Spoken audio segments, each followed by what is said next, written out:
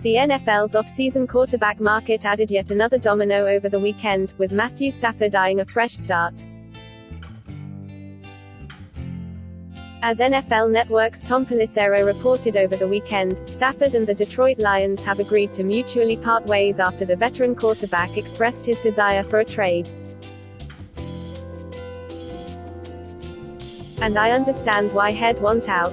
Since being chosen first overall by the Lions in the 2009 NFL Draft, Stafford has played for 3 head coaches, 4, if you include interim coach Darrell Bevell, who replaced Matt Patricia during the 2020 season, in 12 seasons, going 0-3 in playoff appearances. And, if he were to stay in Detroit, he'd be operating under yet another new coaching front office regime, with the Lions hiring Dan Campbell and Brad Holmes." The 32-year-old has battled a number of injuries in recent years and is coming off his 3rd consecutive losing season. Still, knowing signal callers are now playing into their 40s, I believe there is going to be a competitive market for a player of Stafford's caliber and relative youth. In 2020, he put up an impressive stat line, 4,084 passing yards, 26 passing touchdowns and 10 picks in 16 games, while showing his arm strength is as great as it has ever been.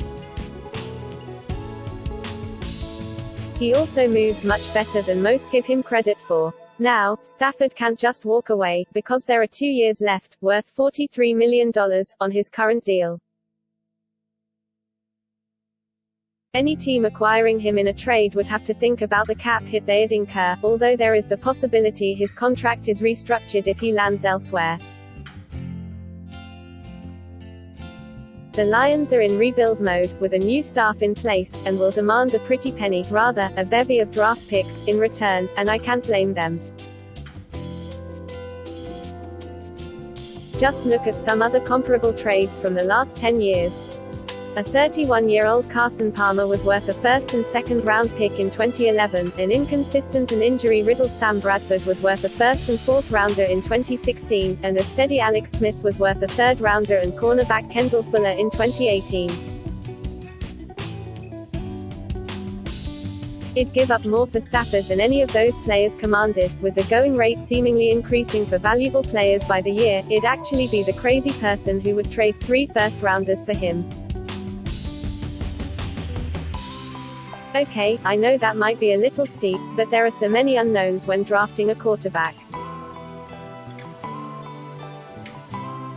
There would be 0 questions about what it'd be getting with Stafford.